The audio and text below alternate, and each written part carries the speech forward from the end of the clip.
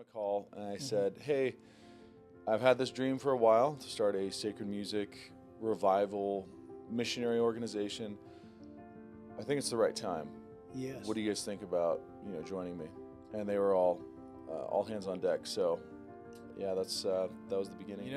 I think God just from a young age really gave me a sensitivity to music.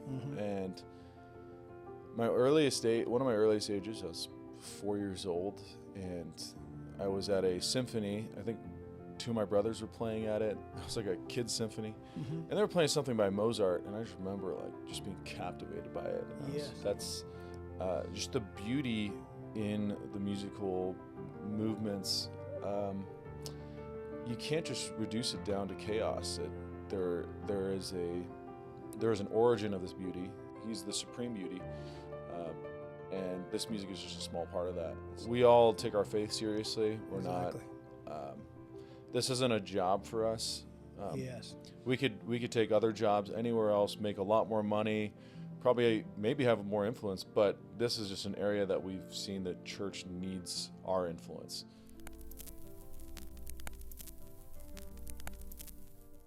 Right. I mean, I have a number of stories of God interacting in my life. Right, that I try to share regularly, but I think generally speaking, being introduced to sacred beauty awakens something in the soul, and it definitely awakens something for me. Yes. I remember I was about probably 6 or 7, and I would go to mass, and I'd hear just the worst music being played. Yes. And I just knew in my heart something is wrong, and something is off. And this just doesn't, what's going on up there on the altar does not fit what's happening with the music. Gotcha. And I was very young at the time, 6 or 7. And then fast forward maybe a year or two later, I can't really put childhood in a timeline, but yeah. I was at a different church, and this is in the Bay Area, San Francisco Bay Area. And there was this really fantastic choir singing, and I think they were doing the Allegri Miserere, which is very famous if you guys have heard of it. It's the one where that person goes all the way up to that high note and then sings back down. You probably heard it before. Yes. Very moving piece. And they were singing that, and it just broke my heart. I was 9 years old. Wow. And there was no questions in my mind is this fitting what's going on in the liturgy? It was nothing like that. It was this is the most natural place for this musical piece to exist. Yeah. So we would call what you just said a witness. Right? Okay. That's God moving in your life.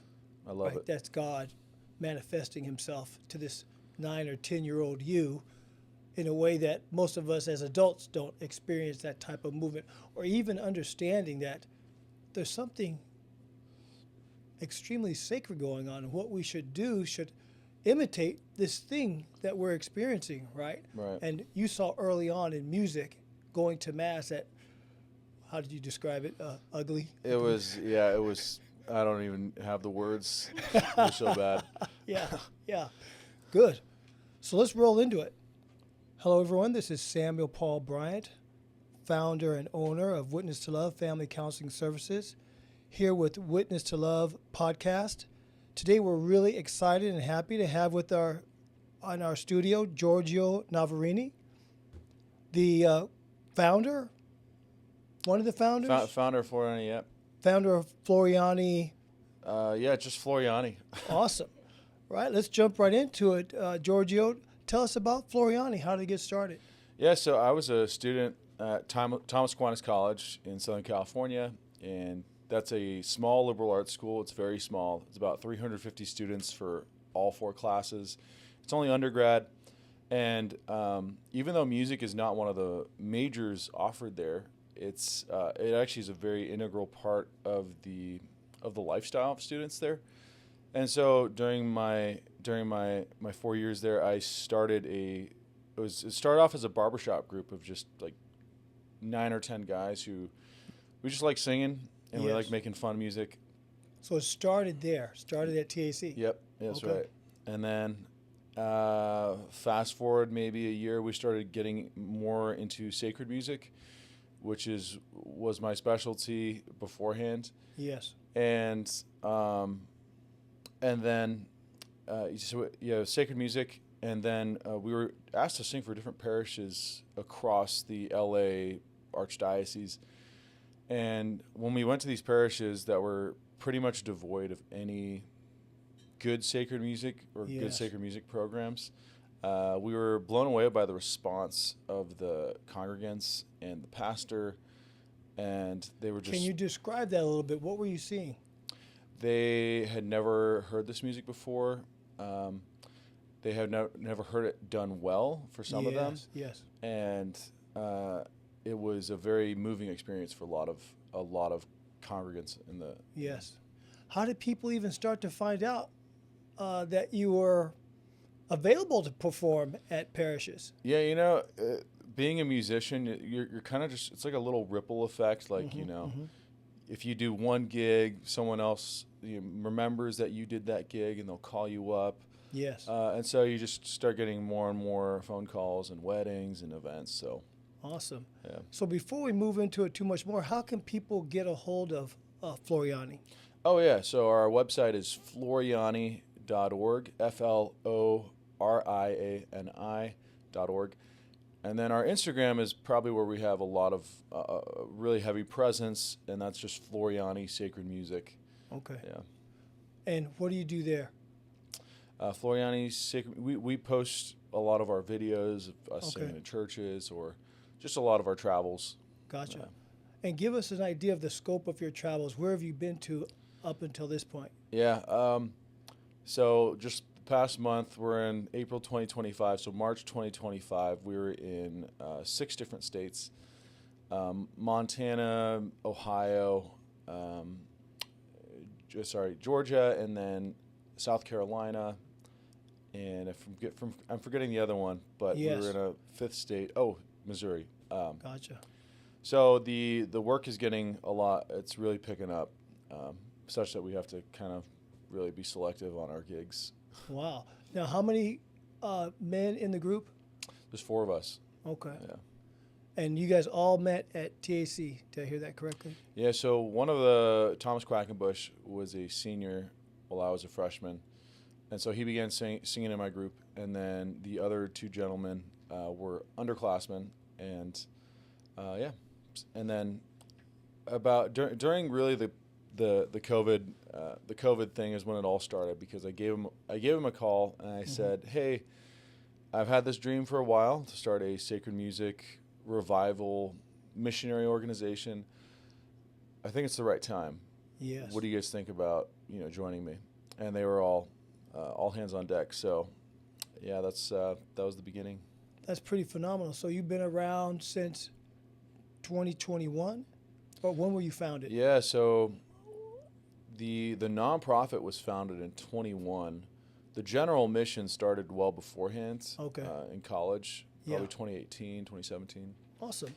Can you talk a little bit about how you became passionate about music?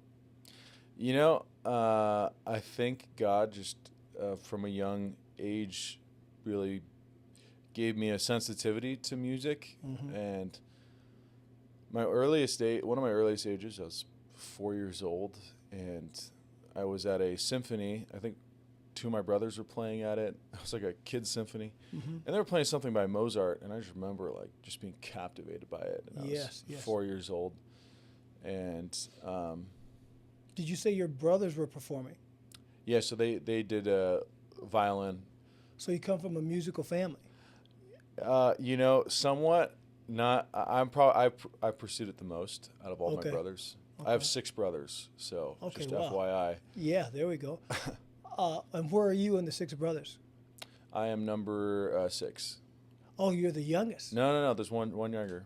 Oh, okay. So 6 out of 7. Gotcha. Yeah. Gotcha. So you grew up in a family that was somewhat musical, right? Even though you've done the most with it. Would you say that encouraged you or gave you a foundation to move into what you're doing? Yeah, I think it's always been in our blood. Yeah. Apparently, my grandpa used to sing.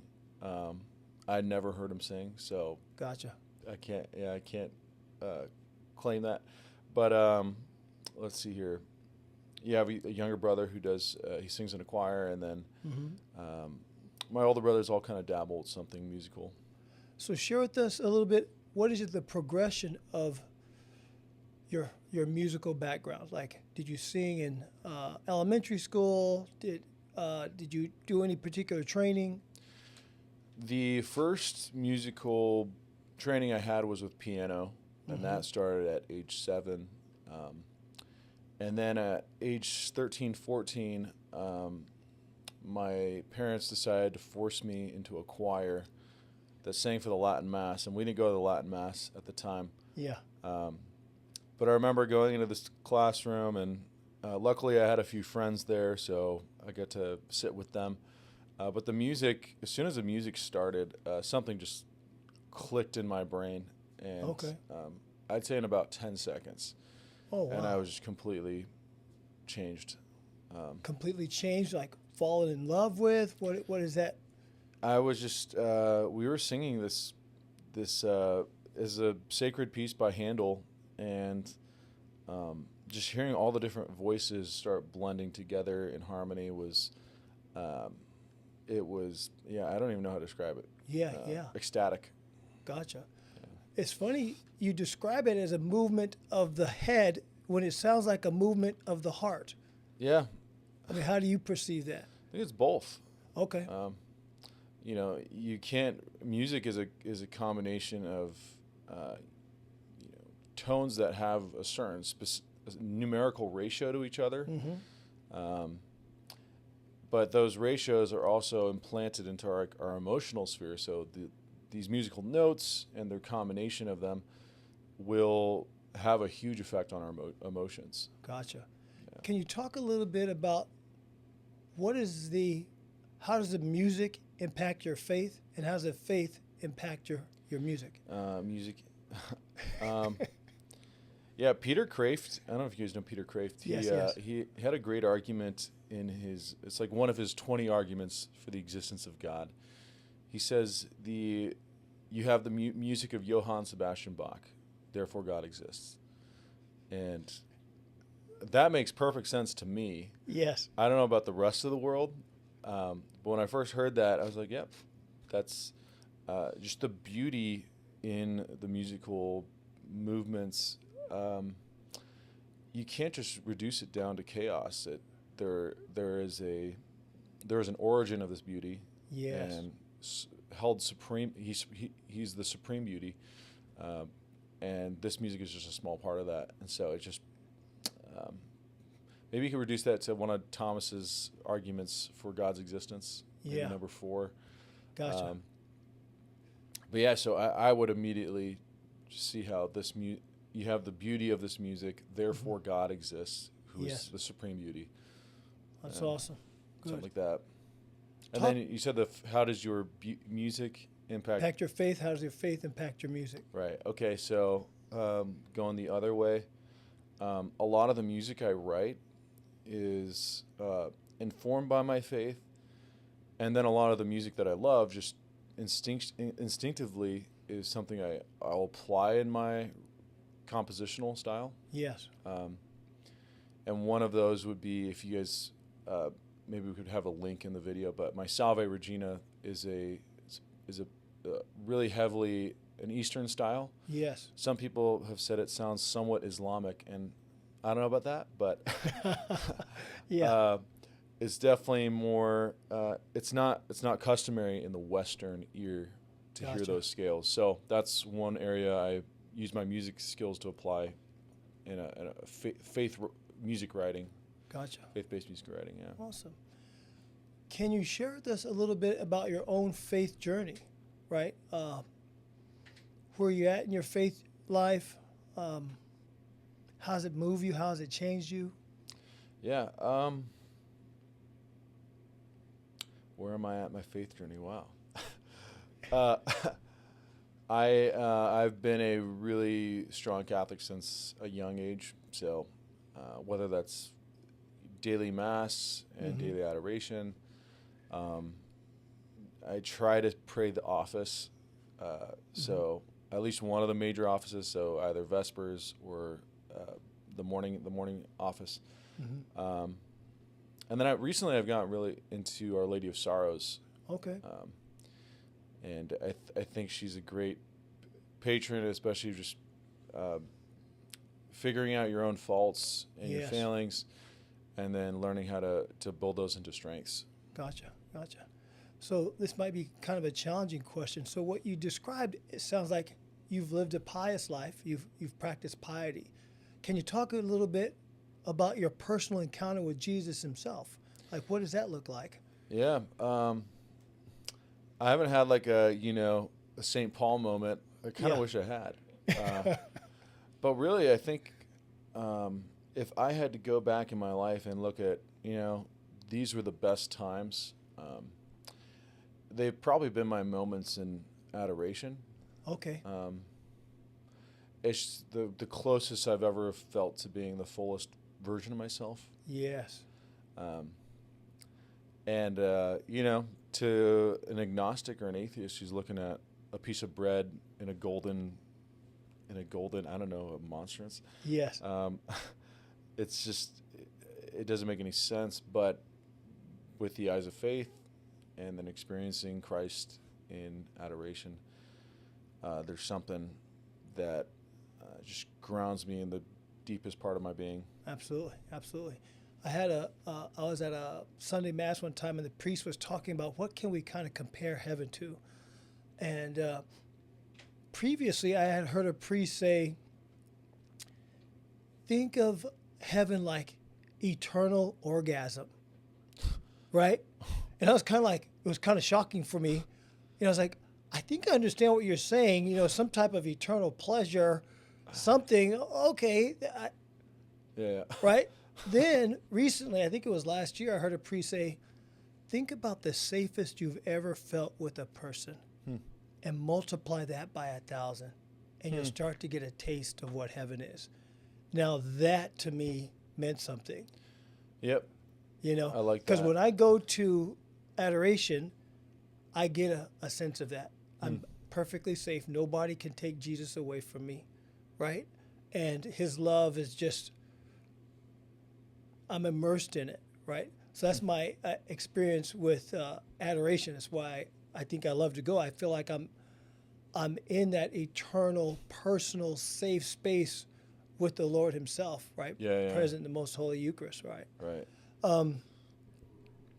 Do you have any other stories of your faith journey that stand out for you?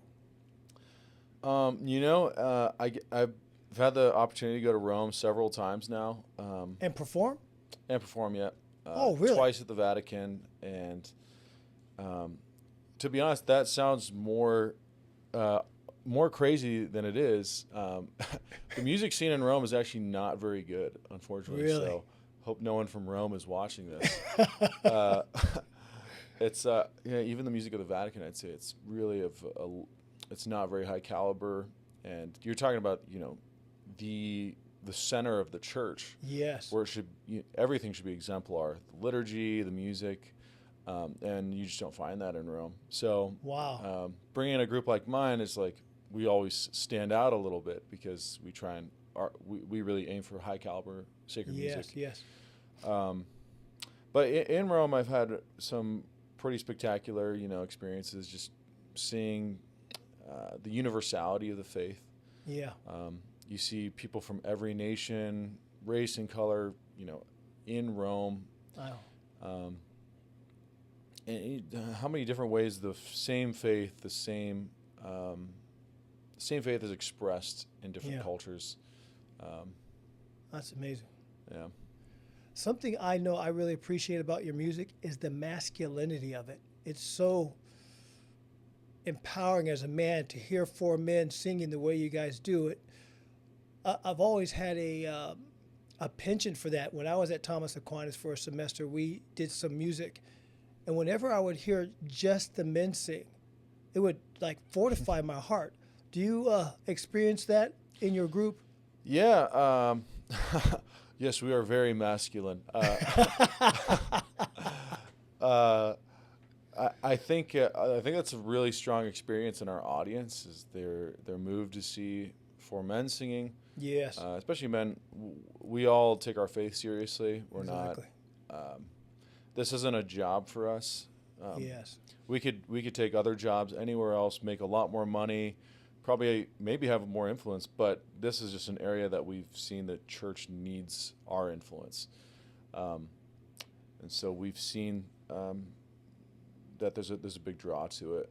Awesome. I think one reason that you mentioned, like, why is the fact that men singing just so drawing to, I think, a lot of people, men and women, is that the male voice holds more of the overtones in the scale, Yes. which is a musical concept, and I think that's even reflected in the passion, the sung passion on Good Friday and Palm Sunday. Yes. Where Christ actually, if you've heard, there's three people singing the Passion. If you guys have heard it sung, Pilate is the highest voice. Yes. Showing he's more cowardly, and then there's a narrator who has a middle voice. It's kind of not high, not too high, not too low, and then Christ is the lowest voice, and it's usually the priest singing that line. Yes. It's much lower than the rest of the other lines, and I think musically, the power of a lower voice holds all of the it holds all the overtones of the other voices, and Yes. so Yes. that's really, I think, what we're hearing scientifically. Scientifically, yeah, that's really beautiful. I don't even know if I've heard the Passion sung. Yeah, it should be sung. Yes, yes. That's going to be interesting. So for all the priests listening, just take note. Good. So you said earlier that there's some other things you do. You train people to sing, or you teach people to sing? Yeah, so Floriani as a group, part of our mission is to do some training. Mm-hmm. We haven't done super in-depth work, but we can. Usually when we go to a parish, it's around 2 to 3 days, and so we'll offer their parish choir a workshop. They'll perform on Sunday, and then we'll perform for several of the masses, and then have a concert. Yes. And then just as a side musician, like, I do a lot of work with kids. So here in Tempe, I have a little group that sings at Holy Spirit, every Friday. Awesome. And we work twice a month. It's about 2.5 hour rehearsal, Mm-hmm. and very intense. I don't shy away from any big music or big musical concepts. I really want to make sure that my students are they're at a professional grade. Yes. And even though they're young, I have kids as young as 9 or 10. Yep. I expect them to know their keys. I expect them to be able to pitch themselves from, if I gave you a C, like a note C, you're going to sing, C, G. They're going to be able to get that Exactly. without me explaining it to them. And so I'll give them a piece of music, whether it's the Graduale Romanum, and I expect them to be able to at least have a first glance at sight reading it. Oh, wow. And some of them can sight read really well, and I've only been with them for about 3 years. Mm-hmm. So it's really exciting to see young kids being able to do that. Yeah. I think a lot of our in the modern educational sphere, we have dumbed kids down to Mm-hmm. thinking they can't rise up to the caliber that we want them to. And I just see that to be completely false. We should hold a very high standard for these young children and just watch them rise to it. Absolutely. That's beautiful. I love it. So would it be possible in our little segment today to hear a little bit of your music? Is there a little piece you could sing, or Right now? Yeah, right now. Yeah. Sure. You guys might have to put some plugins, make it sound like a church in there. I'm sure you can. She'll manage you it. got Bella will make it beautiful. Yeah. What? Let me see here. Here's a piece I'm working on. I really want to see Gregorian chant taken to another level, and so I'm working on some chants in a different modal system. Yes. So this is one that I've been working on. It's a tantum ergo, Yes. Yes. and it comes from a 12-tone scale that sounds very Middle Eastern. So I'll just sing it. Yeah, let's jump into it. Tantum ergo sacramentum veneremur cernui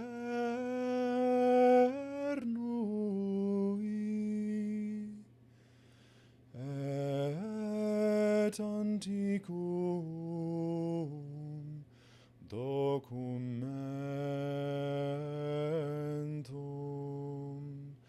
novo cedat ritui.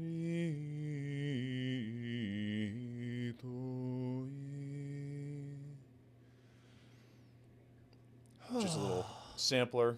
That's beautiful. My heart my heart rate goes down. Right? I just want to sit back in my chair and just be immersed in that sound. It's just glorious. That's Love it. beautiful. Man. I'd like to be in you guys' studio when you're doing some of your work. Be beautiful. So, is there any other facet to Floriani that we haven't spoken about so far? So this summer, I don't know when you guys are publishing this podcast, we're going to be hosting a 8-day-long collegium at Thomas Aquinas, our alma mater. Yes. And it's going to be extremely, it's going to be really intense. We're going over conducting, vocal pedagogy, pretty much everything you need to reform a parish choir into something really excellent. Yes. And so the idea is we get you for 8 days. We basically give you something hopefully equivalent to like a music degree. It's going to be extremely practical. Oh my gosh. And so you'll be able to go to your parish and have a vision to apply and to work on. Yes, yes. So people would send their music ministry team to this thing? Well, yeah, director, singers, whichever, they're all going to be heavily involved in conducting and all that. Okay, good. So let's kind of change gears a little bit, So we've been talking about your music. You write your own music, right? Which Quite I a didn't bit, know yeah. that, by the way. Tell us a little bit about you personally. What do you do? What do you like to do for fun outside of singing? Fun? What's fun? Yeah, what is that? What is that thing? I love community. Okay. So I just, if I get an opportunity to go to a community party with, a bunch of my friends in Phoenix, it's Awesome. ideal. I love the outdoors, so hiking, skiing. I did jiu-jitsu for a while, and then I kind of hurt my neck. Yes. So maybe I'm just getting old. Probably that. How old are you? I'm 31. What do you mean old? 31, yeah. I just turned 60, man. Don't talk to me about All it. right. Makes me feel bad. No, that's right. You look young. Oh, thank you. Appreciate it. And then, let's see here, for fun. Fun. I would have outdoorsy. said traveling, but because I travel so much with Floriani, I kind of just like being local now. What are your vocational aspirations? Are you seeking to get married? Are you discerning religious life? Where are you at with that part? It's $1 million question. Oh, okay. You're discerning to discern. I think I'm starting an order. It's called the Brothers of Perpetual Discernment. BPD. No. I think I'd like to get married. I'm sorry. It'll come down in a minute. BPD. I like it. BPD, yeah. Yeah. I think I'd like to get married. Okay. To be honest, the past 4 years with starting Floriani has been there's been so many hurdles to cross, and I haven't really paid a lot of attention to my personal life. Okay. Which is, I think I am probably somewhat of a workaholic. Okay. You come see me. That's something we can That's work right. on. That's right. Let's do it right now. And so now that things are starting to, we've had a lot of success since the Eucharistic Congress, and now like our name is fairly present in the United States Catholic world, especially, and then we have our new Chance of Deliverance album. So now that we've sort of hit a nice speed, I'm going to start, paying attention to my my vocation and all that. Not rush it. Absolutely. Yeah. Good. So you just slipped in there that you have a new album. Oh yeah. Can you talk about that a little bit? It's a new old album. It's the Chance of Deliverance, and basically the whole album is based off a conversation I had with an exorcist, and he said he just mentioned in our conversation, I play Gregorian chant while I'm doing the rite of exorcism, and immediately I was interested, and I said, did you find that certain chants were more effective than others? And he said, oh yeah, absolutely. And one of those, he said, was the Dies Irae. The Dies Irae is it's a sequential hymn, a sequence hymn from the Requiem Mass. And the whole hymn is very dark and gloomy, but it's just talking about the Last Judgment, how God is coming, and even though he's a merciful judge, he's going to be just this time around. And so my read into that was that the demons hate knowing their final end, which is the Last Judgment. So after learning this, that there are certain chants that are more effective in spiritual warfare, we made a definitive list and got approval from several exorcists. Like, yeah, this seems to be pretty effective list. And most of the chants in the album are from the rite of exorcism. Wow. So there's several psalms. There's the Salve Regina. Yes. There's the most ancient prayer to Mary in the church, the Sub Tuum Presidium. Yeah, I don't think from I've the heard that second one. century. Yes. That's on the album. Yeah. It's the one that goes, Sub Tuum Presidium Confugimus. So. Yeah, I don't think I've heard that one. Yeah. So how can people get this? They just go to the website? Website, yeah. And they can download it? They can download it, and also Ignatius Press has been selling it. Apparently, it outsold Andrea Bocelli. So, just saying. So the album is out? Album is out, yeah. Yes. Mm-hmm. How long has it been out? I'd say a little under a year now. Okay. And if they go to Ignatius Press, they can. Is it downloadable? They can buy it either on a website or Ignatius Press. Yes. We released it. We released the physical copies in Windows throughout the year. Gotcha. Just because we don't have a shipping team. Yes. Something you need to develop. I know, yeah. Know anybody? Do you have any other projects coming up? Any other musical projects? So one album we just released is the Luce album, and it's just chants for the Jubilee year. So you can find that on our YouTube channel. Okay, good. Good. So you guys are pretty, fruitful, productive. You're kind of putting out a lot of material. Yeah, that's probably part of my workaholism. No, it's we really want to be prolific because a lot of sacred music groups that we've been finding, they tend to produce, not a lot of content. Yeah. Even when they do, it's not super high quality. And so we want to reverse that. We want to be producing a lot and stuff of really high, excellent content. Gotcha. I know it's interesting. My own journey with music as a Catholic, I converted when I was 16. Like I said earlier, I just turned 60. So, but when I came back to the faith before I met my wife, when I was about 24 years old, I went to a local popular church, and it was, the drums and the guitar, and it was very, can we say maybe emotional? Yeah. Right? It kind of, your heart gets pumping. You kind of want to move around and do stuff, and for me, for the time period, it was like, it seemed like what I needed. But as I grew closer to the Lord, it started to become distracting. You know, the guitar, the drums, boom, boom, boom, you know, in the middle of Mass was kind of like, it became intrusive.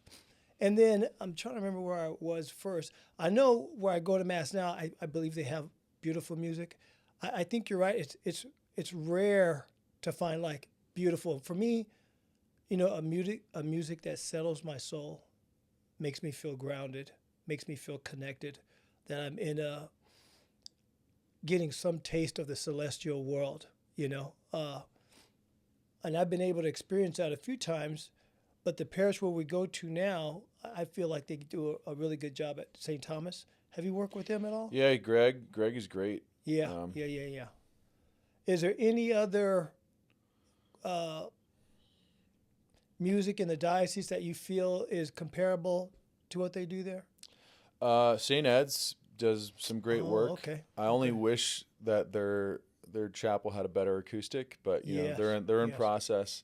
I feel really bad for those because they have a pretty decent choir there, but they have to sing into this kind of dead space every Sunday. So Gotcha. you know, Gotcha. they're patient though, which is the good thing, because they're building that new massive church. I haven't been down there yet. I have to go visit it now. Yeah, it'll be. They are already in construction, the church. Is it? I don't know. I'm asking. Actually, I'm not too sure. Gotcha. Okay, good. Let's see here. In other parishes, I think St. Bernard's has been growing as well. Bernadette's or Bernard's? Bernadette's. Okay. Yeah. And then other than that, I'm not too positive. Okay. Good. Yeah. Do you have any other comments you want to make before we get off the air today? Yeah, you know, actually, to speak into one thing you were saying earlier is the different type of music. Like you went to Mass and there was drums and guitars playing. Mm-hmm. I can't handle the guitar anymore at Mass. It drives me a little bonkers. Yeah, no, that's. I think there's been kind of a war in liturgical music, the liturgical music scene between praise and worship and the Gregorian chanters in scholas, all that thing. Yes. And I think the problem is actually solved by Pius XII in his encyclical Mediator Dei, where he talks about there's different gradations of music, and the distinction he gives here is between religious music and sacred music, which is a really important distinction. So if you like hearing, you know, praise to Jesus on guitars and with a band, there's nothing wrong with that. I wouldn't say you should feel guilty at all. Mm-hmm. But if you're trying to apply that same music in the Mass or in a liturgical context, you're going to get into trouble because the Mass is something very specific. You can't just take any stylistic preference you have and apply it to religious lyrics and then expect it to be suitable for Mass. Yes. And so Pius XII in saying that you have religious music, which is great for developing the devotion of the people. Like for praise and worship, you're saying? Right. So totally acceptable music and very good for, you know, people's prayer life. It shouldn't be at Mass. Yes. And so I shouldn't be singing a rap at Mass. We should not be singing rap at Mass. Gotcha. They did it at the RE Congress in LA. They'd rapped a Kyrie. And during the Mass. During the Mass. You can probably find it in like a 2021 RE Congress. Yes. So very, very unique idea. Yes. Very unique.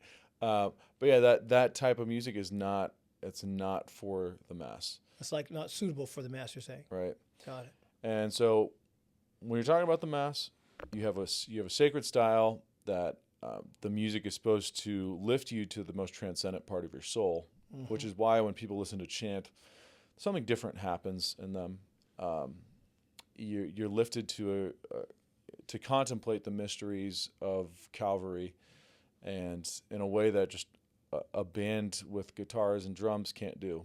Okay, good. Okay. Where have you seen God working in the development of your music, or even of your ministry? Yeah, should just answer that right now then. Let's do it, man. Yeah, okay. We're live. We're good. All right. We need to edit, but praise God. For the Eucharistic Congress, someone wrote an article. I think it was in the Catholic Newsweek. We had no idea who they were.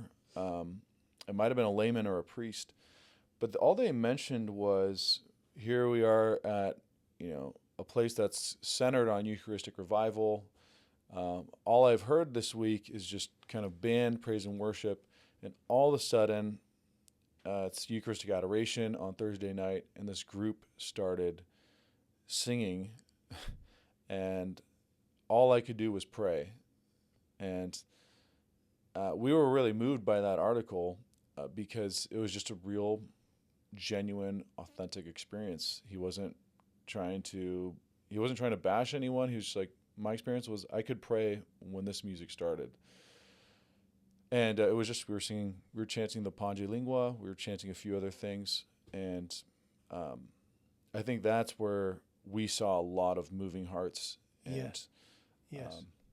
It seems like the general spirit in the Catholic Church right now is moving back towards the sacred.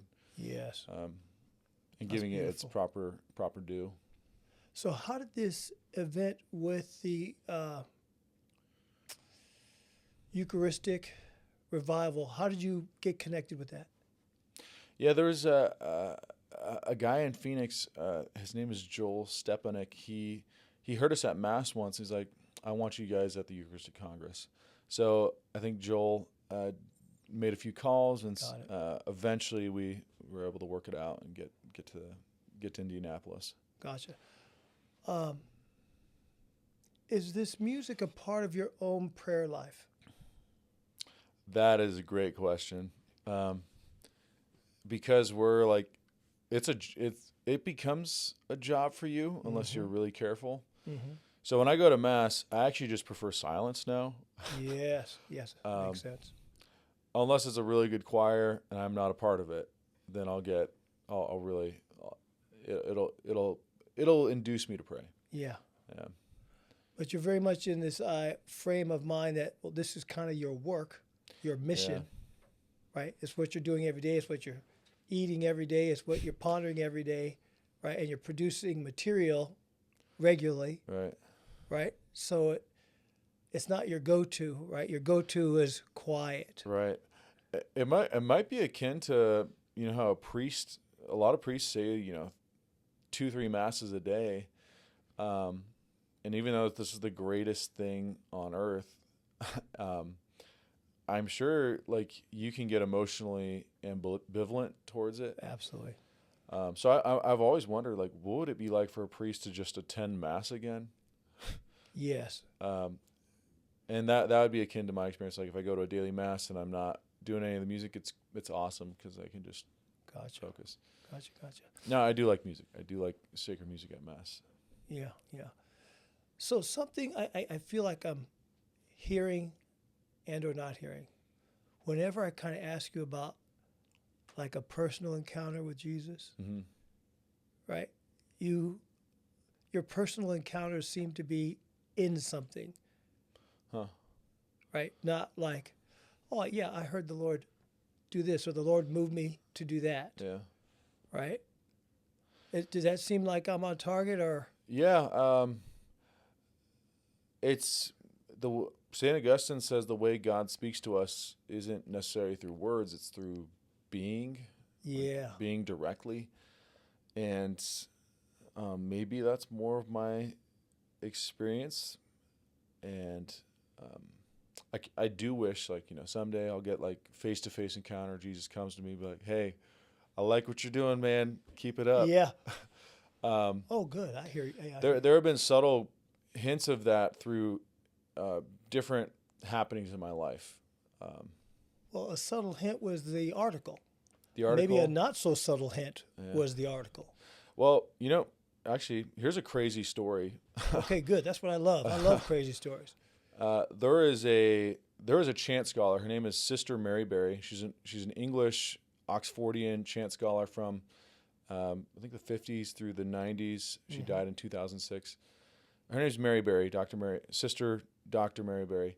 And I had been studying her since my teenage years just because she was known to be a really holy an erudite woman with all this knowledge about chant. And last Christmas, I was in London and did a quick stop to Oxford, and I was told to meet these friends of mine in this tiny town next to Oxford. So I went there, went to Mass, and the priest afterwards came out to talk to me, and he starts mentioning, about like how no one knows how to do chant properly anymore, and then he brings up a name, Sister Mary Berry, and I said, "Oh, I know Sister Mary Berry. Like she's like had a really strong influence on all of my work," and then I just mentioned, one day I'd like to go find, where she's buried, and this priest, in his English accent, he says, "Well, she's here." Wow. And this church can fit maybe 20 people. It's this tiny little brick church, and I was like, no way. There's got to be over 20,000 graveyards all throughout England, and here I am just in the middle of this conversation with a priest. The priests in England don't seem to want to talk to their congregants much, so the fact that he was talking to me was just one, Yes, fluke. and he didn't know who you were. No. He didn't know your background is in music. Well, actually, I mentioned that during our conversation. Got it. But this series of flukes led to him telling me that she is buried just 20 feet away from where we're standing. So I went and immediately had the sense that she had brought me there. Wow. And I had another sense that she wanted me to carry on her work. So that's profound. Yeah. Little things like that will confirm where I'm going in life. Yeah. It's interesting. Little thing. When I look at what you're saying, I'm like, it's so evident. God in his goodness, kindness, gentleness did that thing specifically for you. Right? To say, here, I'm behind your work. I'm cheering you on. Right? I mean, that's the way I see it. That's what I sensed. Wow. That's profound. That's a killer. I'm sorry. I'm emotional. I want to cry. But good. Any more crazy stories? Any more crazy stories?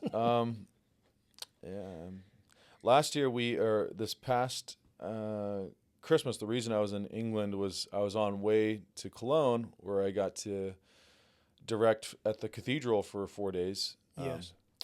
And so we just, maybe this isn't a crazy story, but it's crazy that, I had a friend who was setting up the Seat Conference International for Germany, and I was asked to be the main director for the music. So I got to be in this massive colossus of a cathedral, and they gave me access to everything, the organ, and I got to spend, New Year's Eve with the Three Kings. I was just by myself in the cathedral. And which cathedral again? In Cologne. Yeah, what's the name of it? St. Michael? It's called the Dome. I don't know the name of it. Gotcha. Yeah. But there's the Three Kings, Melchior, Balthazar, and Caspar are buried in the cathedral. So you'll see their sarcophagus in the center. Wow. Okay. Yeah. So that's wonderful. Little wonderful things like that have happened to me. Yeah. The Lord is walking with you, man. I mean, he's, I see clear signs of the Lord affirming your work. It's beautiful. Well, thank you so much for your time here. Yeah, absolutely. It's really beautiful, right? To hear about music, I'm not very familiar with all the lingo, but hearing you talking about it is really encouraging, inspiring. Yeah, I hope I don't lose a lot of your audience. They're like, what is this guy talking about? I think it's just going to make them curious because especially after hearing you sing a little bit, they're going to be like, I want to know what that is. How can I learn more about that? Well, I hope so. I hope the overtones are just, those little notes that are, and I'm not going to explain it. But, no problem. Praise God. Thank you so much. Absolutely. Actually, is it still recording? Yeah, we're recording. We're live, baby. If you guys want to talk about the origin of the Floriani name, I think that would be really popular. Oh, good. Yes. Yeah, let's talk about that. I should have remembered that, but. Yeah, tell us a little bit about the origin of the Floriani name. Yeah, so my confirmation saint is Florian Maximus, and I chose that really because I liked, you can pick 2 confirmation saints for your name. Mm-hmm. And I knew it was going to be part of my name. And so I wanted to pick something that was just sounded really cool. So being, whenever you have a plan, God has other plans behind your plan. Mm-hmm. So I chose Florian Maximus, and Florian was just, he was a Roman martyr, patron saint of firefighters. Fast forward 9 years, I just graduated TAC. I'm working up in Northern California, and I go swimming in this river called the Yuba River, and you can look it up. It's a beautiful river, super blue, pristine water, and I'm swimming. I go into this pocket of the river. So here the river is made up of these pockets, and then in the center is just class 4, class 5 rapids. So really dangerous water. So I went into one of these pockets, and I went swimming about 5-10 feet beneath the surface. And then I try swimming back up, which I wanted to touch the ground. And I try swimming back up, and so I'm looking at the surface about that high, and start moving up, and I'm not moving at all. I'm looking at the surface of the water. I'm just getting dragged farther down. And at this point, I start really, fighting for my life. Yes. And I realized I wasn't going to win. And so I surrendered myself to death. And I thought 3 final things as I was going down, because I was getting sucked into a whirlpool. Yes. Under this pocket. And so I thought 3 things. I thought, I'm going to die. Yes. And I thought, God, why would you give me this kind of death? Why wouldn't you give me a martyr's death? And then the 3rd thing I thought was, my parents are going to kill me. Wow. So I get sucked to the bottom of this pool, and then it shoots me into this tunnel of rocks. And I should have hit my head or scraped my arm, gotten really badly injured because you're in a rock tunnel. And all I remember are bubbles, and then it shoots me out into the heart of the river, into the rapids. So I'm getting sent down the river, no life jacket, nothing, and no control over, where I'm going. You're just going where the river's going, or wherever it's taking you. And about 100 yards down, I'm going, in and out of the water, trying to breathe. And I see a father and his 2 sons running along the river, and they're hopping over boulders, and they start yelling at me to swim to them. And so I go, sideways to the river, the current, and I get out at a big diagonal. So I was able to get out, and these group of people were surrounding me, making sure I was okay, and I'm just on my knees making the sign of the cross. But I had this really strong instinct to thank St. Florian, who was my confirmation saint. Yes. And I was like, why do I have this? It was very, very strong, very strong. And it's like, why do I have this instinct to thank St. Florian? And I looked more into his life, and I realized he was drowned and martyred in a river. And he's the patron saint of drowning victims. Wow. So this realization converged at a time when we were trying to choose a name for the group. And so I asked several of the members, what do you guys think of the name Floriani? And they were all, let's do it. They all really liked the name. And then when the group of 4 started 4 years later, our first gig was for the dedication of St. Michael's Abbey, which was on the feast day of St. Florian. Wow. So two big things confirmed, the name of our group. Yeah. The Lord almost drowning you. And then I don't know if the Lord was doing it. I think it was just me being dumb. But the Lord will take those incidents once again to reveal his love, right? I mean, that's a story for you that has significant meaning, right? That attached you more to your patron saint, right? It made it, it's like when the church canonizes a saint, they need affirmation from God. They need the miracle. Right. So Right. God is doing that in our lives on a regular basis. Right. He's affirming what he wants you to do through these little events. Miraculous, not miraculous, but clearly providential. It definitely seemed like that for us. So Yeah, for absolutely. Me, Yeah. Saint Floriani, pray for us. That was beautiful.